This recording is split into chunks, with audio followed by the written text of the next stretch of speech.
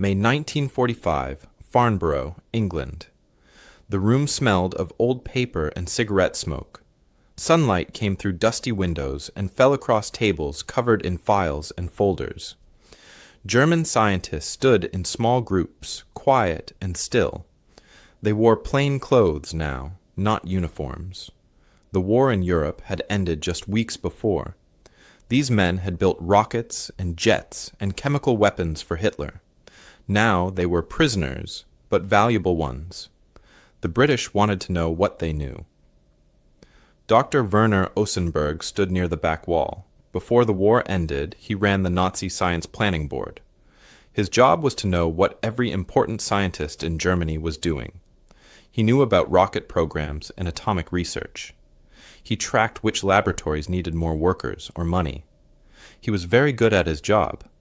But right now, his face showed something new. Confusion, maybe even shock. In front of him, covering the entire wall, hung charts as tall as a man. Each chart listed research programs, names of laboratories, types of weapons and tools being developed, numbers showing how many scientists worked on each project. Osenberg had seen charts like this before. He made charts like this for Germany. But these charts were different.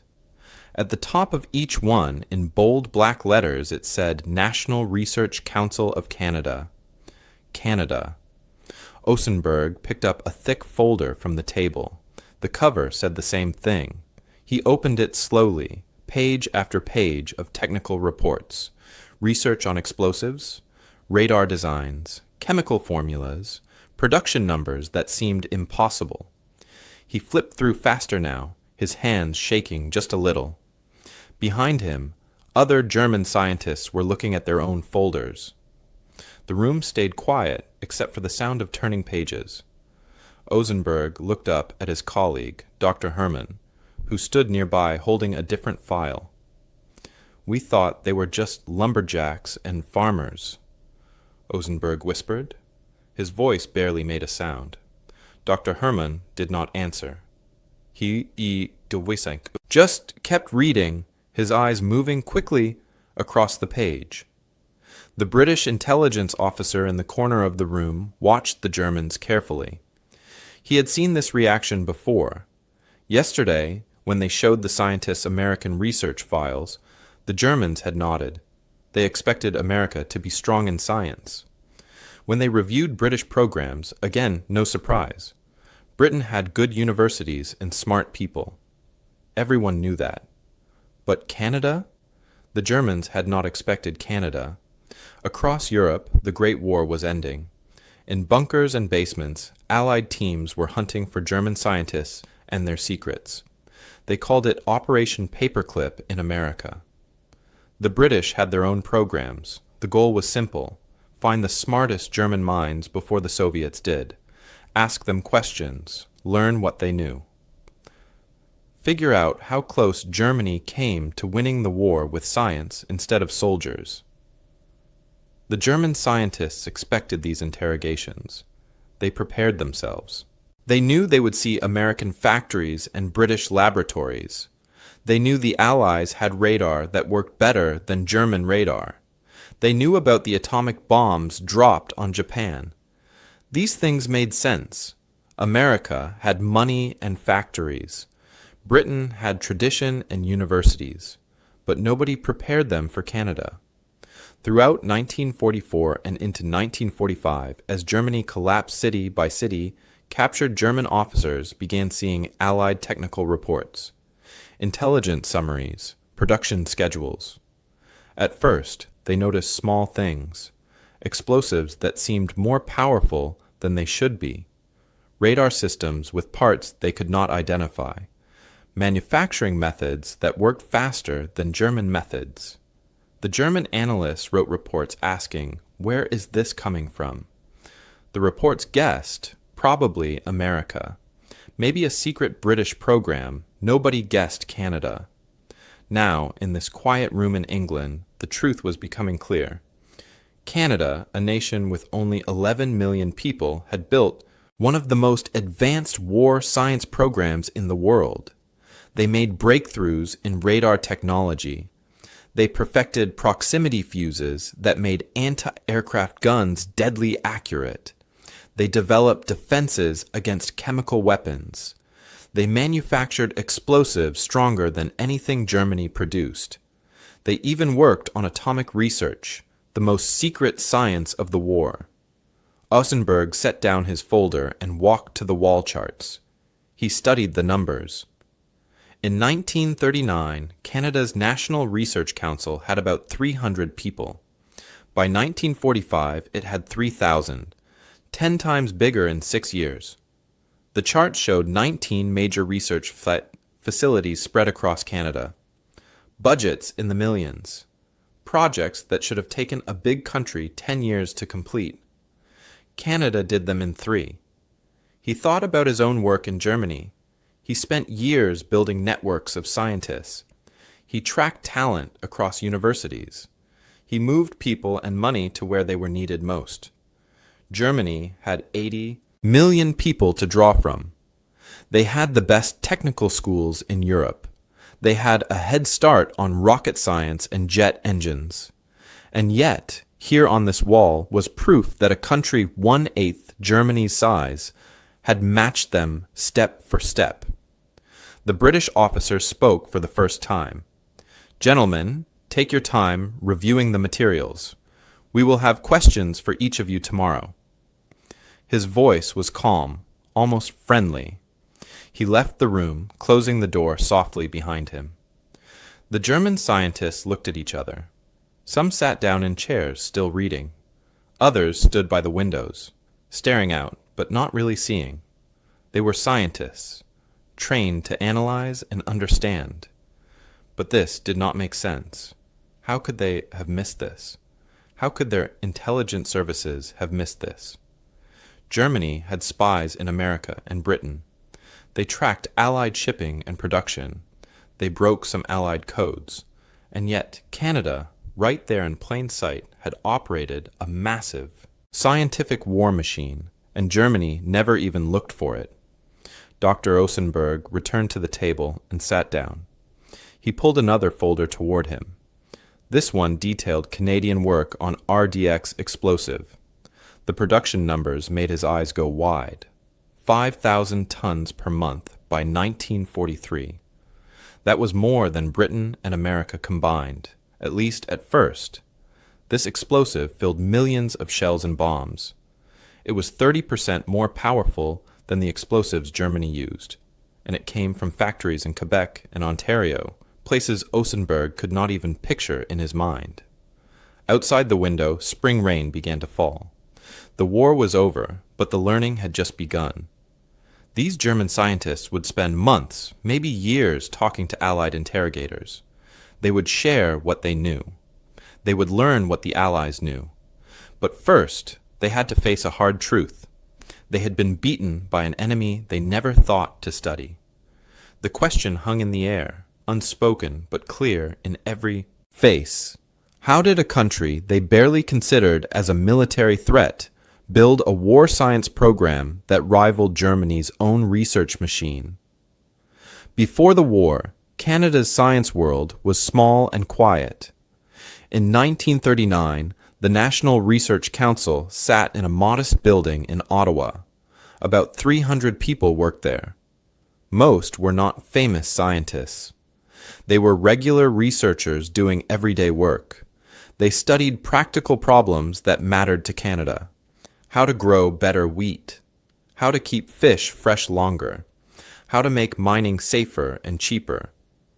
The laboratories were simple rooms with basic equipment. Nothing fancy, nothing secret. The whole country worked mostly in fields and forests. Farmers grew grain across the prairies. Lumberjacks cut trees in British Columbia and Quebec. Fishermen worked the Atlantic coast. Miners dug for gold and nickel. This was what Canada did. This was what Canada was known for. Making things from the land, feeding people, cutting lumber. Nobody thought of Canada as a place where scientists made weapons or invented new technology. German intelligence files from before the war told the story clearly.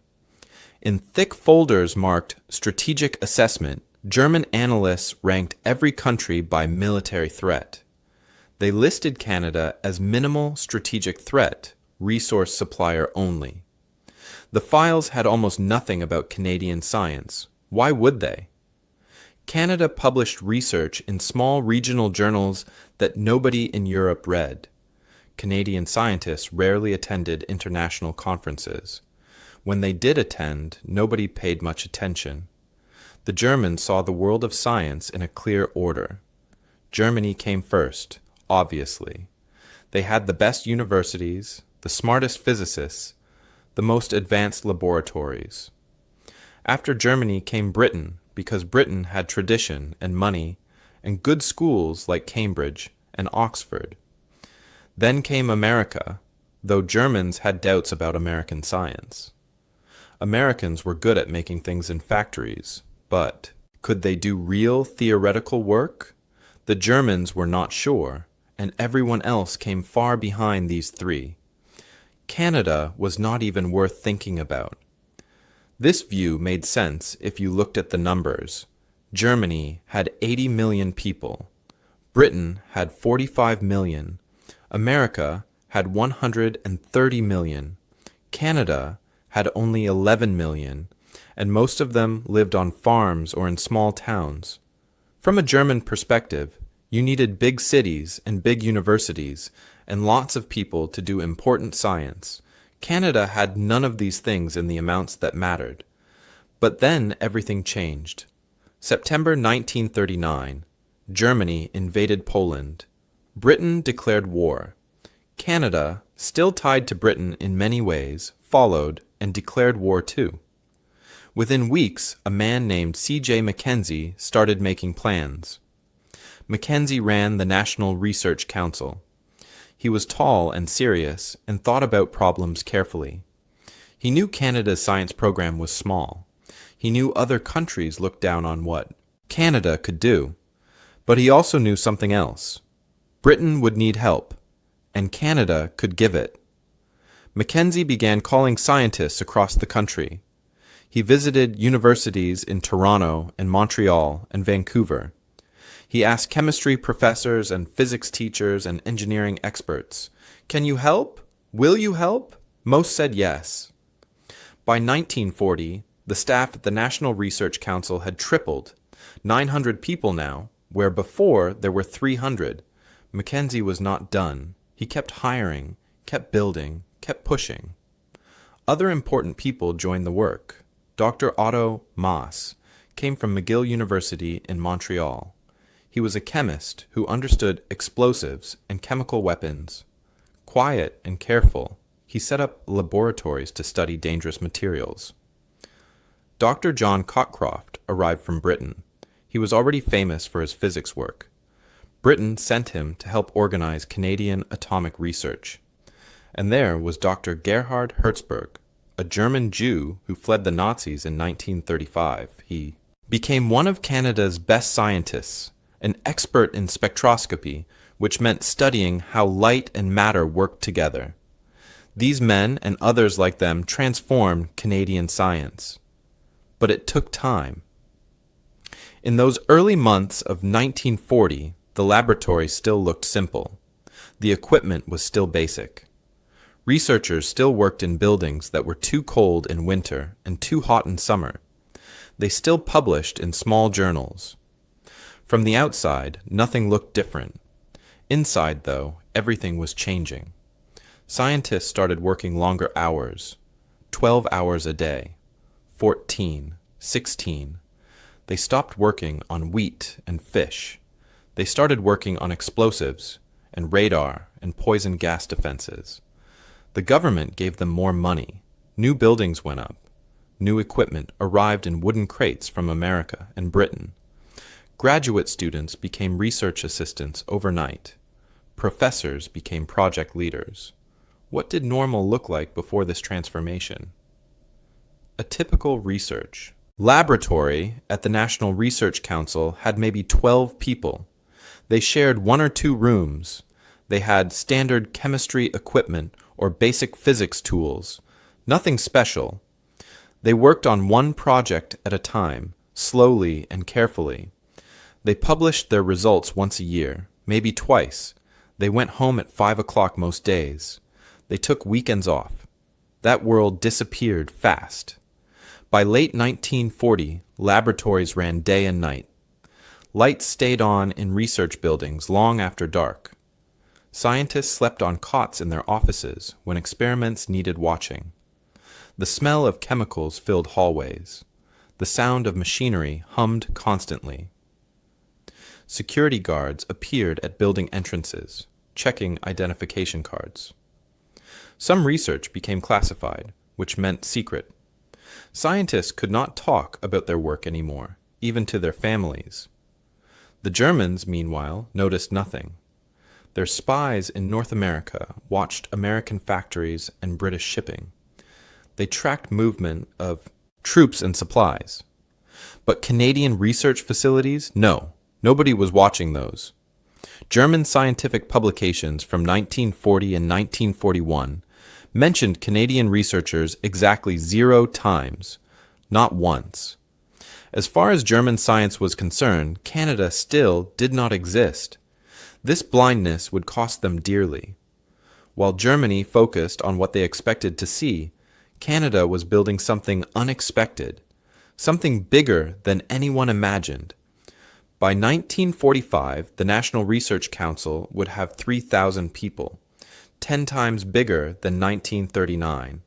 They would run 19 major facilities. They would spend $30 million a year on war research. But in 1940, all of this was still ahead. The seeds were planted. Now, they just needed to grow. By 1940, Britain stood alone against Nazi Germany. France had fallen in just 6 weeks. German tanks rolled through Paris. The British Army barely escaped from Dunkirk, leaving behind most of their equipment on French beaches. Now, in the summer skies over, England, German, and British planes fought every day. The Battle of Britain raged from July through October. German bombers tried to destroy British cities and break British will. Royal Air Force pilots flew until they could barely keep their eyes open, then flew again. At sea, things were even worse. German submarines, called U-boats, hunted in wolf packs across the Atlantic Ocean. They sank cargo ships bringing food and supplies to Britain. In 1940 alone, U-boats sank over 1,000 Allied ships. Britain was an island that needed imports to survive. If the U-boats cut off the supply lines, Britain would starve. The situation was desperate. Britain needed help with everything. Soldiers, yes. Weapons, yes. But also something else, something less obvious. They needed help with science. Before the war, Britain had excellent research laboratories. They invented radar. They studied atomic physics. They developed new medicines and new weapons. But now, German bombs threatened these laboratories. Some had already been hit. Scientists were killed or forced to evacuate. Equipment was destroyed, and Britain could not afford to lose more. In the autumn of 1940, British officials contacted Canada with an extraordinary request. They needed Canada to take over major advanced research programs, not small projects, not simple manufacturing, real cutting-edge science that Britain could no longer safely conduct at home. The list seemed impossible.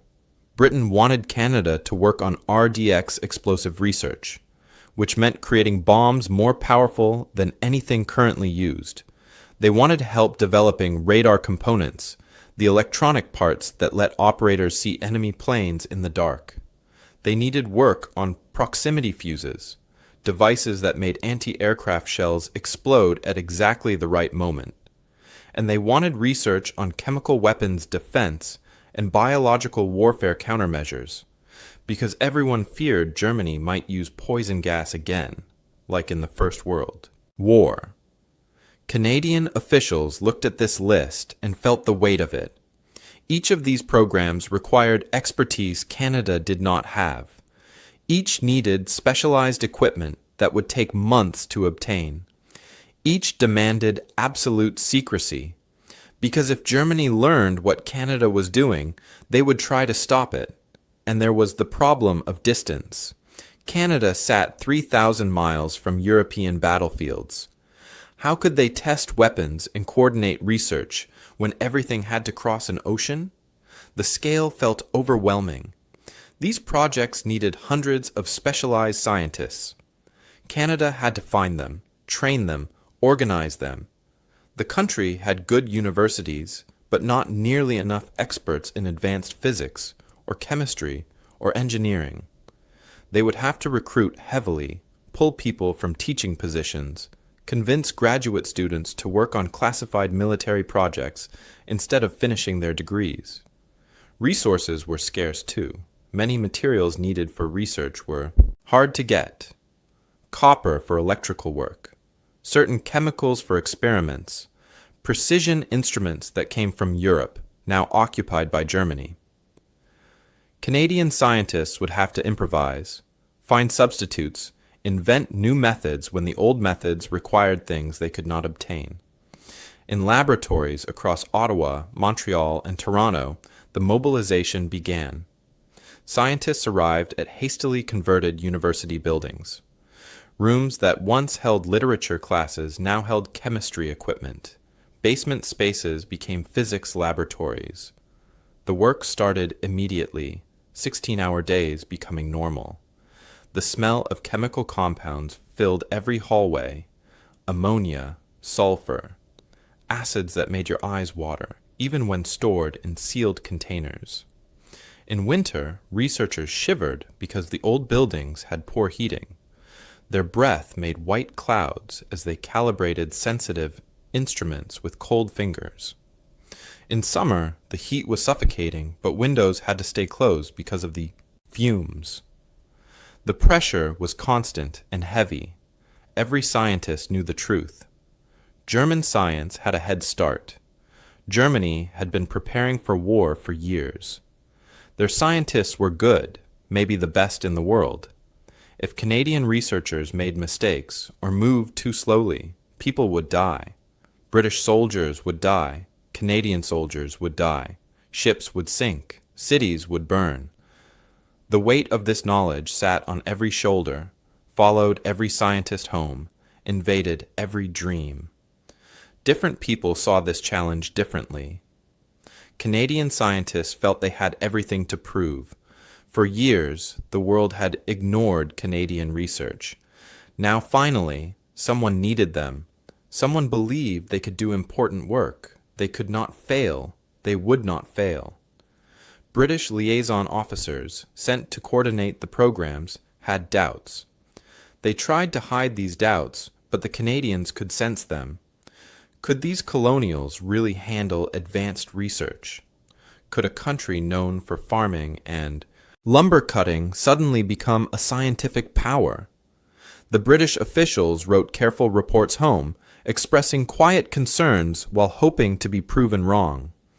German intelligence, meanwhile, dismissed early reports of Canadian activity as exaggeration. Their agents in North America sent occasional notes mentioning increased activity at Canadian facilities. The notes were filed away, marked as low priority. One German analyst wrote in a margin, "Probable local industrial expansion, no strategic significance." They were not looking for what they did not expect to find. By 1942, Canada operated 19 major war research facilities. 2,000 scientific staff members worked around the clock.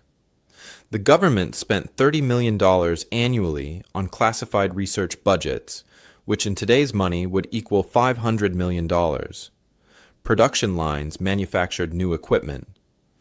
Testing ranges opened in remote areas where explosions would not attract attention. Security tightened everywhere. Guards checked identification. Fences went up. Areas became restricted. But was it enough? That question hung over every meeting, every report, every exhausted conversation between scientists too tired to sleep. The war was growing bigger. The demands were growing heavier. And somewhere across the ocean, German scientists were working too, pushing their own research forward, developing their own terrible weapons. The race was on, even if only one side knew they were racing.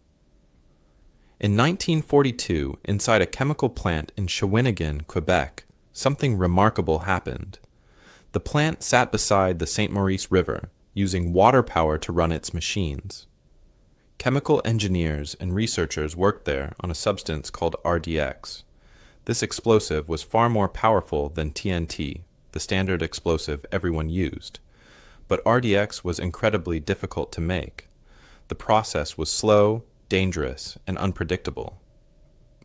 Batches often failed. Sometimes they exploded during production, killing workers.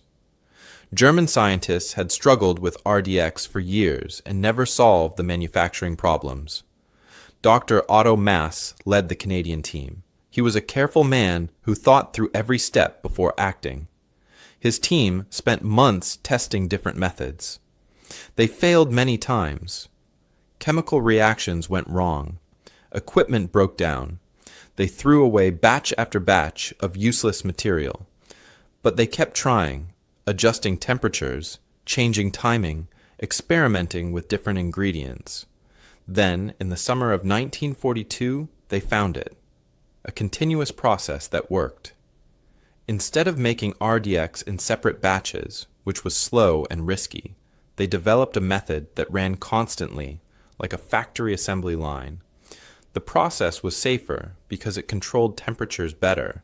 It was faster because it never stopped, and it was more efficient, wasting less material and producing better results. The difference was stunning. Canadian chemists had achieved something German scientists thought impossible. By 1943, Canada was producing 5,000 tons of RDX every single month. That was more than Britain and America combined produced at first, 5,000 tons. Enough to fill millions of artillery shells, bombs, and torpedoes. The explosive was 30% more powerful than German explosives. Shells filled with Canadian RDX could destroy targets that German shells could only damage. The advantage was enormous. Meanwhile, 200 miles away in Ottawa, a different breakthrough was happening. At the National Research Council laboratories, Canadian engineers worked on magnetrons. These were special tubes that made radar work. Radar let operators see enemy planes in darkness or clouds. It was vital for defense. But magnetrons were hard to make. British factories took weeks to produce each one. The process required skilled workers and careful assembly. There were never enough magnetrons to meet demand. Canadian engineers studied the British methods and found ways to improve them. They simplified some steps. They invented new tools that made assembly faster. They trained workers more efficiently. Within months, they reduced manufacturing time from weeks to days. The quality stayed high. In fact, Canadian magnetrons worked better than most British or American versions. By 1944, Canadian-designed components were inside 40% of all Allied radar systems. 40%, nearly half. Ships crossing the Atlantic used Canadian radar parts to spot U-boats. Bombers flying over Germany used them to navigate in darkness. Anti-aircraft batteries used them to track enemy planes. But perhaps the most secret work happened at Chalk River, a remote site in Ontario. In 1942, Canada became one of only 3 countries conducting atomic research. The other 2 were the United States and Britain. The goal was to understand how to split atoms and release enormous energy. This research was so secret that most government officials did not know it existed. Guards patrolled the facility day and night. Workers could not tell their families what they did. Mail was censored. Phone calls were monitored. At Chalk River, Canadian scientists worked on heavy water production and reactor design. A reactor was a device that could control atomic reactions. Building one was incredibly complex and dangerous. One mistake could cause a catastrophic accident. German scientists had their own nuclear program and were trying to build reactors too. It was a race, though neither side knew exactly how far ahead or behind they were. Canadian scientists achieved things that surprised even their British and American partners. They designed reactor safety systems that worked better than existing models. They figured out ways to produce heavy water, a special type of water needed for certain atomic reactions, more efficiently than anyone else. They did this with fewer resources and less money than the Americans had. They did it while working in converted buildings with improvised equipment. Dr. George Lawrence was one of the key scientists at Chalk River. Years later, he wrote about those days. His words captured the fear and pressure everyone felt. We knew if we failed, the Germans might succeed first. That thought haunted every calculation, every experiment. Sleep became a luxury none of us could afford. Scientists worked until they collapsed from exhaustion. They checked and rechecked every number. They tested and retested every procedure. The stakes were too high for mistakes. September 1943. Across the Atlantic, in a German intelligence office, an analyst read a troubling report. Allied weapons were improving in ways that did not make sense. Bombs seemed more powerful. Radar systems performed better than they should.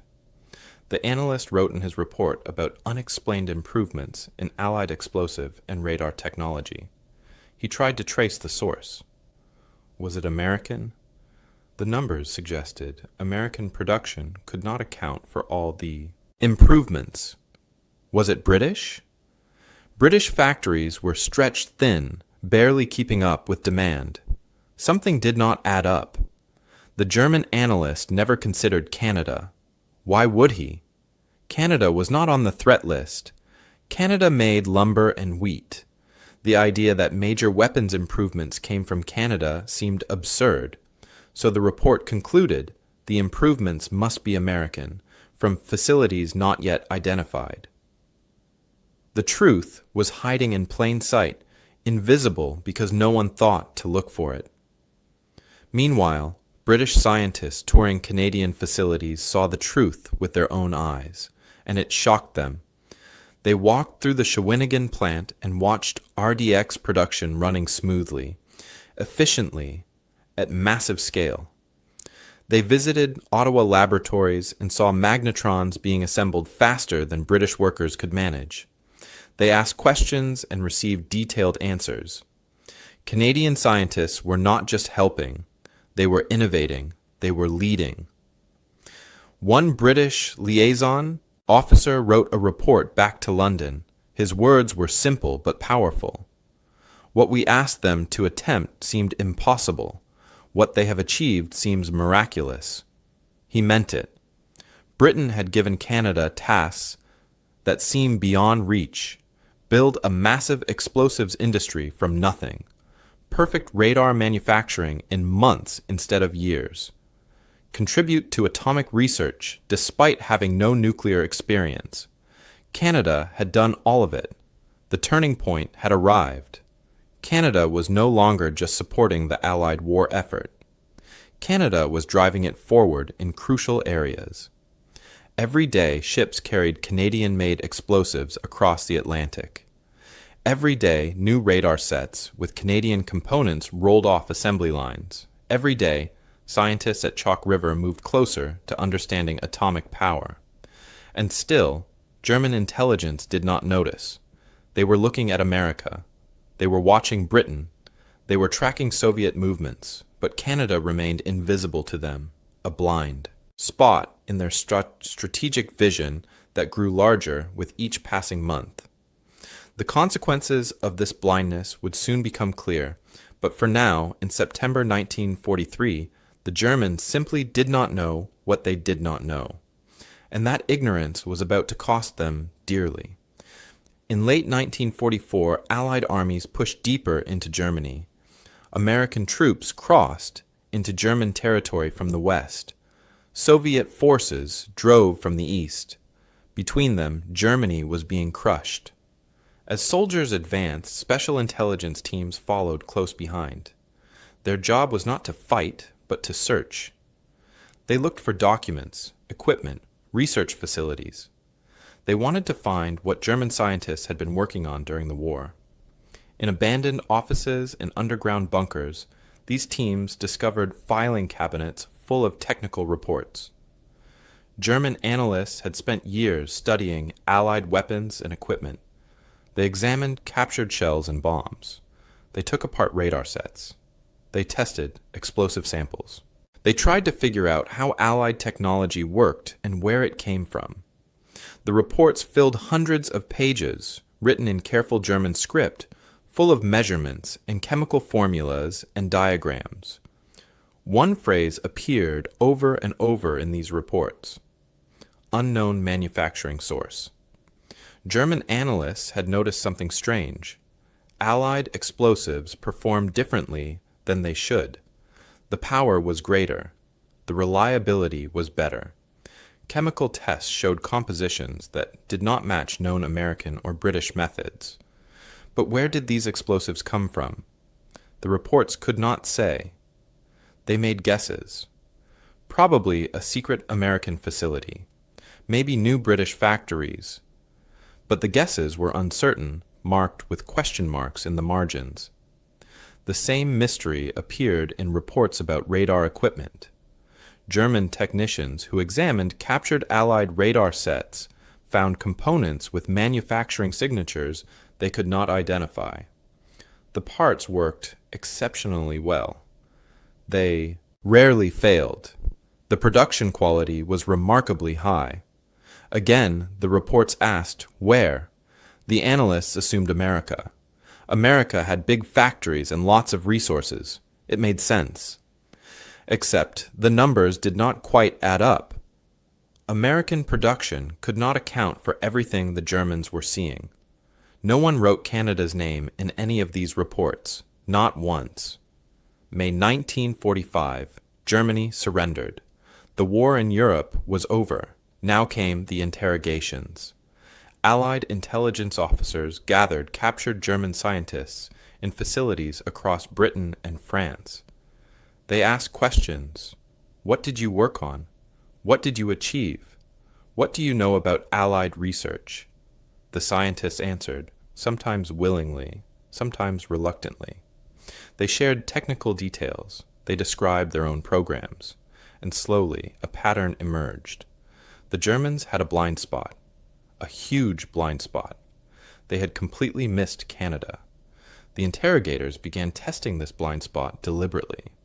They showed German scientists Allied research documents. They pointed to Canadian facilities on maps. They asked direct questions. What do you know about Canadian war science? The responses were consistent and stunning. The Germans knew nothing. Some thought the questions were tricks or jokes. Canada? Doing advanced research? That seemed impossible. Dr. Werner Ozenberg sat in a British intelligence facility, the same room described at the beginning of this story, reviewing Allied research documents. He read for hours. His face showed confusion, then disbelief, then something like embarrassment. Finally, he wrote a statement for his interrogators. We tracked American facilities, British laboratories, even Soviet programs. We allocated intelligence resources proportionally to perceived threats. Canada was not on our threat matrix. This was a catastrophic oversight. Other German scientists had similar reactions. Dr. Walther Gerlach was a nuclear physicist who worked on Germany's atomic program. When interrogators told him Canada operated atomic facilities, he refused to believe it at first. He wrote, "When I learned Canada operated atomic facilities, I initially thought it was disinformation." He meant he thought the Allies were lying to him, trying to confuse him. Only when shown detailed technical documents did he accept the truth. Dr. Helmuth Walter designed rocket engines and advanced propulsion systems for Germany. He examined Canadian manufacturing reports and studied the production methods. His written assessment was blunt. The technical sophistication of Canadian production methods exceeded our estimates of British capabilities. In other words, Canada was doing work that was better than what Germany thought Britain could do. And Germany had thought Britain was a serious scientific power. While German scientists grappled with these revelations, the human cost of Canadian research was becoming visible. Canadian scientists had driven themselves to the edge of collapse. Many worked 18 or 20 hours per day for years. They slept in their laboratories. They skipped meals. They ignored illness and exhaustion. The pressure to succeed, to contribute, to prove themselves had been enormous. Some paid with their health, others paid with their lives. Dr. Robert Fowler worked on radar development in Ottawa. He was 41 years old, brilliant with electronics, dedicated to his work. In early 1945, his colleagues noticed he looked tired. His face was pale. He complained of chest pains but refused to rest. There was too much work to do. One morning in March, a colleague found him slumped over his desk, dead. A heart attack. The stress had killed him. On his desk, his last calculation sat unfinished. Other scientists checked his work later. The calculation was correct. It improved radar range by 15%. Fowler died doing what he loved, but he died too young. Yet amid the exhaustion and sacrifice, moments of humanity appeared. Dr. Otto Maass, who led Canada's chemical warfare research, had family members who fled Nazi persecution. He had every reason to hate German scientists. When German chemical weapons experts were brought in for interrogation, Maass questioned them. But he did not show anger or hatred. He treated them with professional courtesy. He asked about their research methods. He discussed chemistry like they were colleagues, not enemies. One German scientist, whose name was kept classified in the records, later wrote about this experience. I expected hatred. I found fellow scientists who simply wanted to understand what we knew. The German was surprised. He had worked for an evil regime. He helped develop weapons that killed Allied soldiers. He expected the Canadians to treat him harshly. Instead, they treated him with respect. They saw him as a scientist first, an enemy second. This small act of humanity stayed with him for the rest of his life. By June 1945, Allied intelligence officers were compiling comprehensive assessments of the war. They analyzed what worked and what did not. They calculated which programs produced the best results, and they reached a surprising conclusion. Canadian science had been what they called a hidden multiplier in Allied victory. Technologies developed or perfected in Canada had been deployed globally. Ships, planes, tanks, artillery all used Canadian innovations, often without anyone knowing where the innovations came from. A British intelligence summary from June 1945 stated it clearly. Canadian contributions to war research have been substantially underestimated, including by ourselves. Their production and innovation exceeded initial projections by approximately 1,000%. 1,000%. 10 times better than expected. The Canadians had not just met the challenge Britain gave them, they had far exceeded it. The question that haunted those interrogation rooms remained unanswered but increasingly obvious.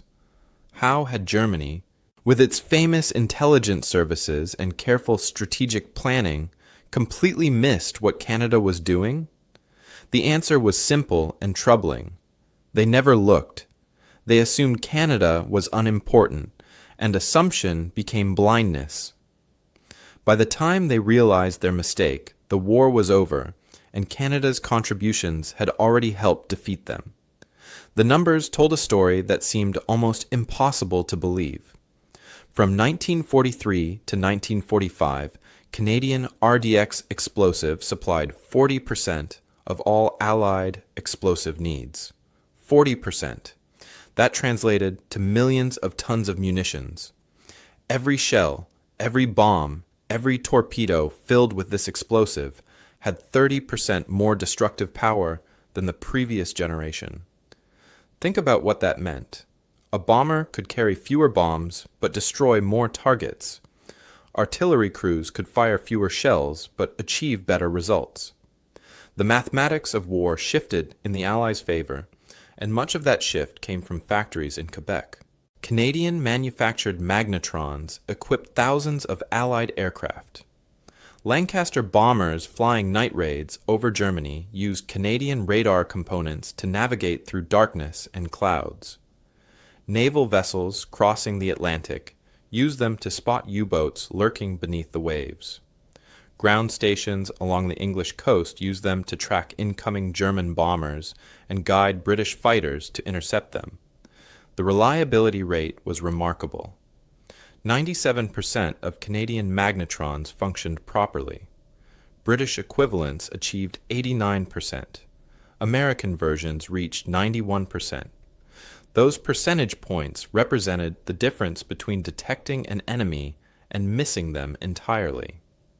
At the Suffield facility in Alberta, Canadian researchers developed gas mask designs that protected against every known chemical weapon.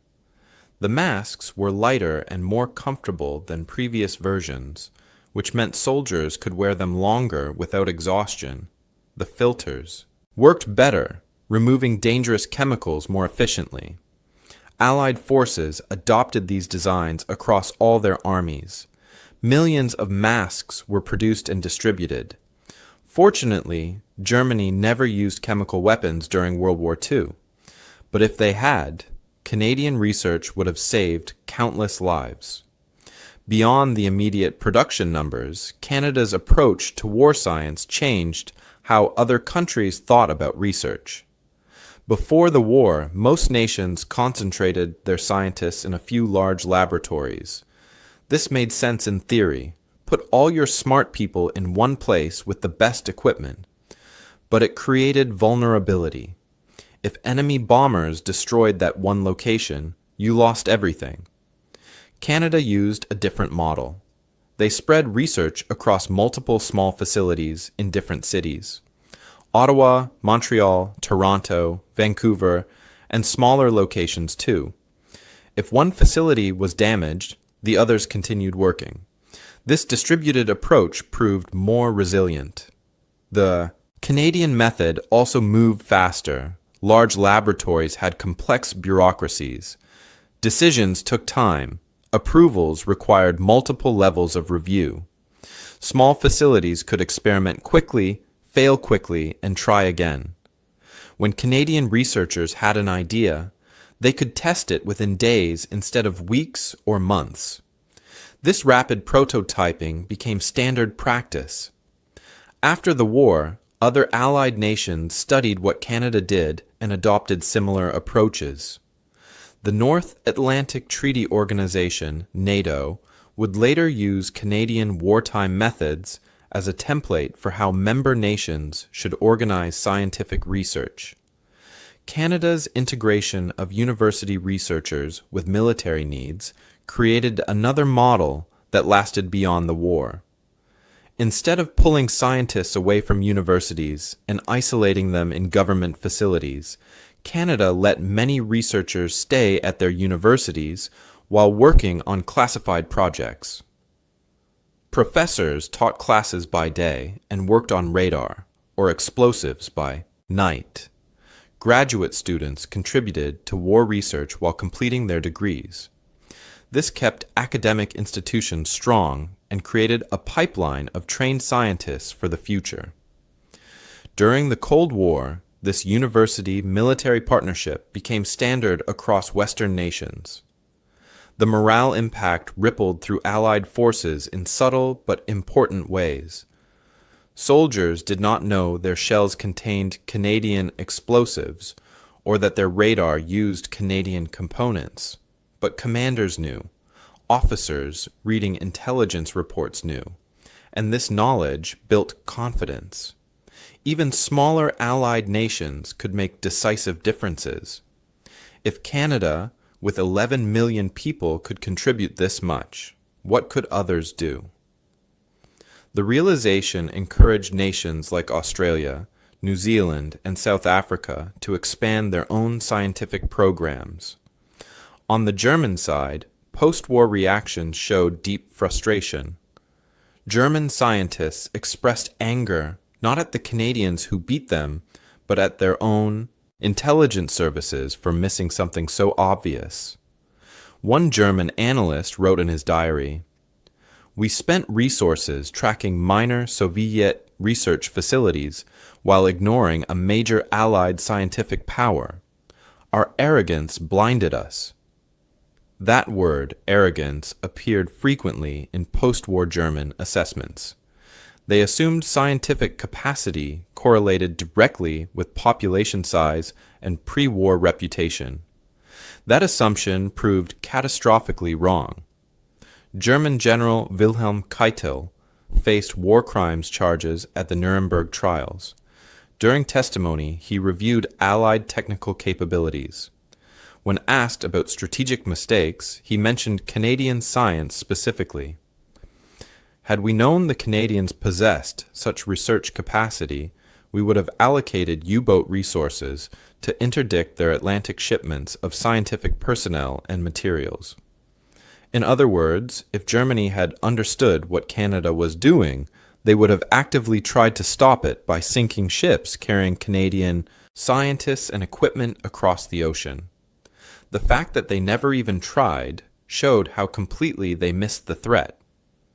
Perception changes were dramatic. Before the war, German assessments rated Canada as Category C, minimal scientific capacity. After the war, Allied assessments ranked Canada fourth globally in war research effectiveness, behind only the United States, Britain, and Germany itself. That was an extraordinary leap, from barely noticed to fourth in the world. The gap between German perception and reality was approximately 1,000%. They underestimated Canadian capabilities by a factor of 10. Statistics revealed the scope of what Canada accomplished. Canadian scientists published 847 classified research papers during the war. German intelligence captured only 3 of them, 3 out of 847. That was a catastrophic intelligence failure. Canadian facilities trained 4,200 Allied technical personnel. Engineers from Britain, America, Australia, and other nations came to Canada to learn new methods and techniques. Canadian innovations appeared in 60% of Allied weapon systems deployed after 1943. More than half. The economic multiplier was stunning. Every dollar spent on Canadian war research generated $40 in military effectiveness. Winston Churchill understood what had happened. In a December 1945 memorandum, he wrote with typical clarity, "The Canadian scientific contribution has been one of the war's great secrets, not because we intended to keep it secret, but because the enemy never looked for it." Churchill saw the irony. Germany had excellent spies. They broke codes. They gathered intelligence across the globe. But they never gathered intelligence about Canada because they never thought Canada mattered. Their assumptions became their blindness. The impact extended beyond weapons and technology. Canada's success challenged fundamental ideas about what small nations could achieve. Population size mattered less than organization, determination, and smart use of resources. Geographic isolation could be overcome with good communication and coordination. A country known for farming and lumber could transform itself into a scientific powerhouse within a few years if the will existed. Military strategists studied these lessons carefully. War was not just about armies and navies anymore. It was about science and industry. It was about innovation and adaptation. The nation that learned fastest and built best held enormous advantages. Canada proved that this kind of war could be won by unexpected competitors. That lesson shaped military thinking throughout the Cold War and beyond. When nations planned for future conflicts, they remembered what happened when someone underestimated the quiet country to the north. They remembered, and they tried not to make the same mistake Germany made. Dr. Otto Maass survived the war and returned to McGill University in Montreal, where he had taught before 1939. He went back to his chemistry classroom and his laboratory. Students filled his classes, taking notes, asking questions about molecular structures and chemical reactions. They saw him as just another professor, a bit grumpy sometimes, strict about laboratory safety, good at explaining complicated ideas. None of them knew what he had done during the war. They had no idea he led Canada's chemical warfare research. They did not know he helped develop the explosives that destroyed Nazi Germany's industrial capacity. The work remained classified, locked away in government files. Maass never talked about it. He taught chemistry, conducted research, wrote papers about peacetime applications of science. When he died in 1961, his obituary mentioned his academic achievements and his teaching career. It said nothing about the war. Years later, one of his former students learned the truth and wrote, "He was just our grumpy chemistry professor.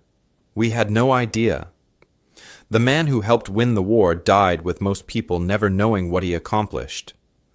Dr. Gerhard Herzberg had a different story but a similar silence. He fled Nazi Germany in 1935 because he was Jewish. The Nazis took his job, threatened his life, forced him to leave everything behind. He came to Canada and built a new life. During the war, his spectroscopy work helped identify trace elements in German explosives. This knowledge let Allied bomb disposal teams safely defuse thousands of German weapons. How many lives did his work save? Hundreds? Thousands? No one could count exactly, but the number was large. After the war, Herzberg continued his research. He became one of Canada's most famous scientists. In 1971, he won the Nobel Prize in Chemistry for his spectroscopy work. The whole world celebrated. He gave an acceptance speech in Stockholm, standing before kings and scientists and journalists. In that speech, he thanked Canada, which gave me freedom when freedom was under attack. But he never discussed his war work publicly. That remained secret. He died in 1999, taking those stories with him. Elsie McGill broke barriers that most people never knew existed. She was Canada's first female aeronautical engineer. During the war, she designed production systems for Hawker Hurricane fighters. These were fast, deadly planes that fought in the Battle of Britain. British engineers had developed the Hurricane, but they struggled with mass production. Building them took too long. The process had too many steps. McGill studied the problems and solved them.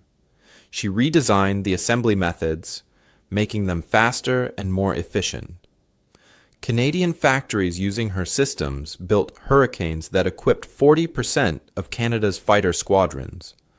German fighter pilots who survived the war later learned they had been shot down by aircraft assembled using methods designed by a woman.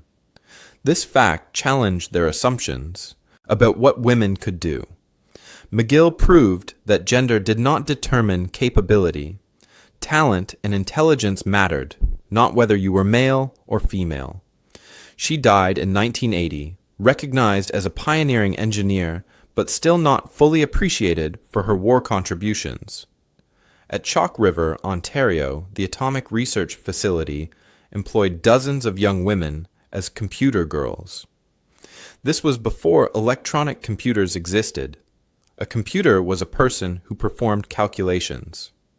These women, most between 18 and 25 years old, did complex mathematics for the nuclear program. They filled pages with numbers, checking and rechecking equations. They had no idea what their calculations meant. Everything was classified. They were told to do the math and ask no questions. They did exactly that. Decades later, when some were interviewed, one woman said, "We just did math. I didn't know I'd been part of building the atomic age. My mother thought I worked in an office filing papers." These women contributed to one of the most important scientific programs of the century and had no idea what they were doing. They were told the truth only years later, after classification levels were reduced and secrets became history. Dr. Kurt Diebner led Germany's nuclear research program during the war. After Germany surrendered, Allied forces captured him. Intelligence officers brought him to a facility and showed him Canadian reactor designs. Diebner studied the documents for an hour, saying nothing. Finally, he spoke. "This is more advanced than ours. I assumed only Americans could achieve this." He looked shocked, maybe embarrassed. He spent the rest of his life teaching physics in West Germany. He died in 1964, occasionally mentioning the Canadian surprise in lectures. His students never understood what he meant. In Suffield, Alberta, families lived near the chemical warfare research facility. They could not be told what happened there. Security demanded silence, but they saw smoke rising from the buildings. They heard explosions echoing across the prairie. They knew something dangerous was happening close to their homes. Mary Peterson lived on a farm 1 mile from the facility. Her farmhouse shook when tests went wrong. She recalled, "Every time there was a loud boom, I'd run outside to make sure my children were safe." After the war, we learned they'd been developing defenses against gas attacks. "I wish they'd told us. We would have been proud instead of scared." Recognition came late for many Canadian scientists. Dr. David Keyes perfected radar production techniques that changed the war. He received the Order of Canada in 1978, 33 years after his breakthrough work. At the ceremony, age 82, he said, "Better late than never, I suppose, though most of my team are dead now." His voice held sadness. The people who worked beside him, who shared the struggle and the success, never received recognition. They died unknown. Not all stories ended happily. Laboratory accidents killed 9 Canadian scientists during the war. A 1943 explosion at the RDX facility in Montreal killed 4 chemists instantly. The blast was so powerful it shattered windows half a mile away. Their names were kept secret for decades. Their families were told they died in industrial accidents. Nothing more. The survivors carried guilt. Dr. Philip Morton survived the explosion that killed his colleagues. He could have died too. Random chance saved him. He was in a different room. He never entered another chemistry lab after that day. The smell of chemicals reminded him of friends who burned to death. He became a high school teacher instead, teaching biology to teenagers who never knew what haunted him. The Canada Science and Technology Museum in Ottawa opened a permanent exhibit in 1967. The exhibit tells the story of Canadian wartime research. Glass cases hold instruments scientists used during the war. Photographs show laboratories and production. Facilities. Documents carefully preserved describe breakthroughs in radar and explosives and atomic research. Visitors walk through the exhibit, learning what their grandparents accomplished. Many Canadians who visit the museum are surprised. They had no idea their country contributed so much to winning the war. At Chalk River, where Canadian scientists built nuclear reactors, a small monument stands near the research facility. The monument lists names of scientists who worked there during the war and after. Fresh flowers appear sometimes, left by family members who remember. The monument is simple, just granite and bronze, but it represents something important. It says, these people mattered. What they did mattered. We will not forget them. The Suffield Research Facility in Alberta installed a memorial wall in 1995, exactly 50 years after the war ended. The wall lists everyone who served there, scientists and technicians and support staff. Over 300 names. Most are names that nobody outside Suffield recognizes. They were not famous. They did not become heroes in newspaper stories. They just worked day after day, doing dangerous research to protect Allied soldiers from chemical weapons. The wall ensures their service is recorded and remembered.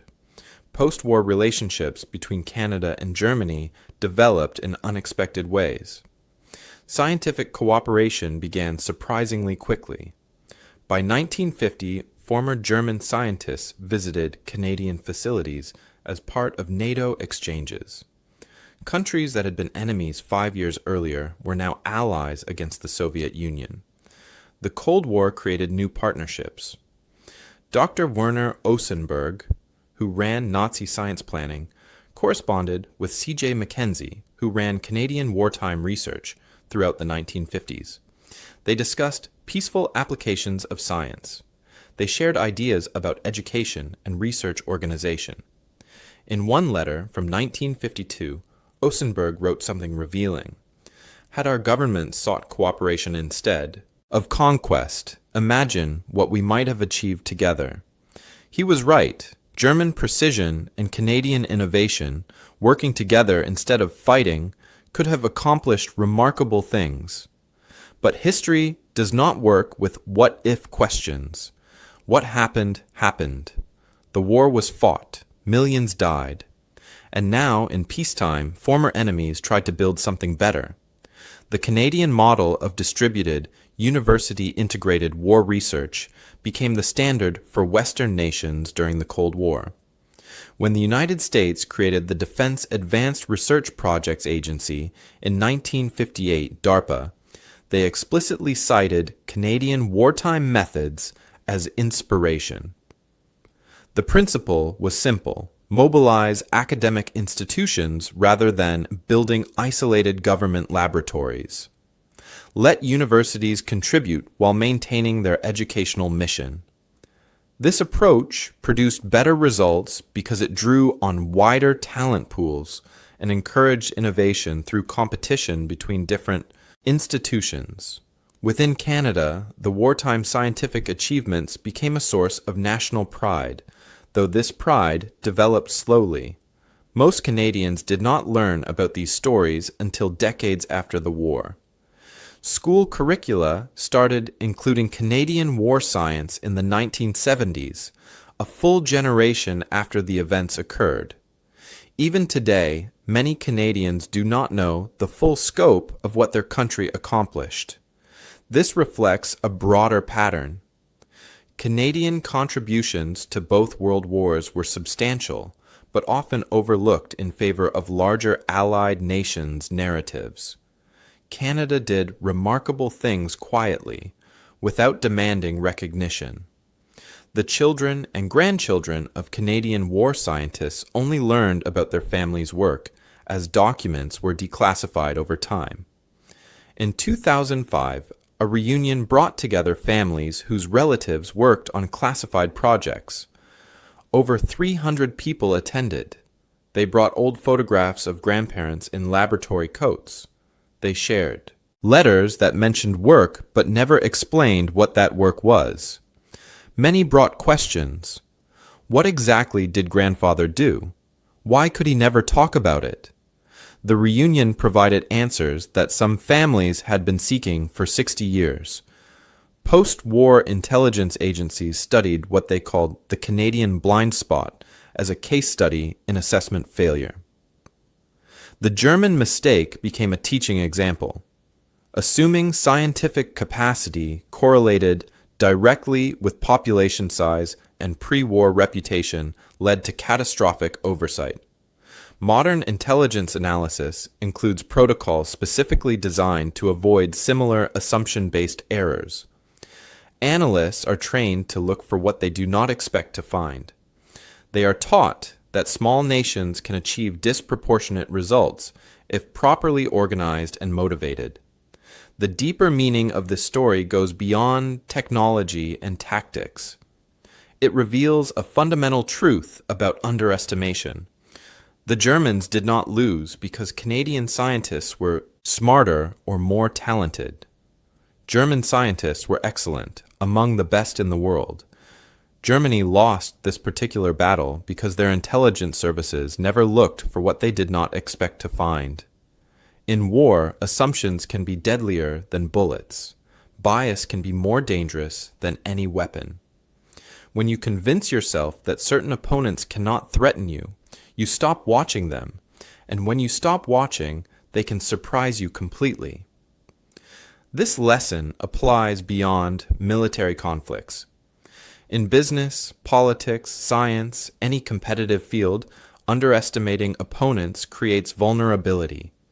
The small company that nobody notices might develop revolutionary technology. The researcher working in obscurity might solve problems that famous scientists cannot crack. The nation dismissed as insignificant might possess hidden strengths that change everything. Paying attention matters. Challenging your own assumptions matters. Looking where others do not look can reveal truths that change outcomes. In the Imperial War Museum in London, a photograph hangs in a small gallery devoted to Allied cooperation.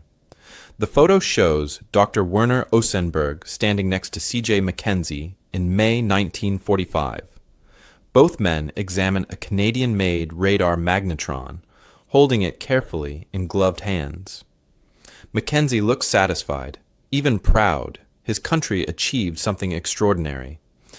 Osenberg's expression tells a different story. Not anger, not resentment. Something closer to embarrassment, or maybe humility. He realized he had been beaten by an opponent he never thought to study.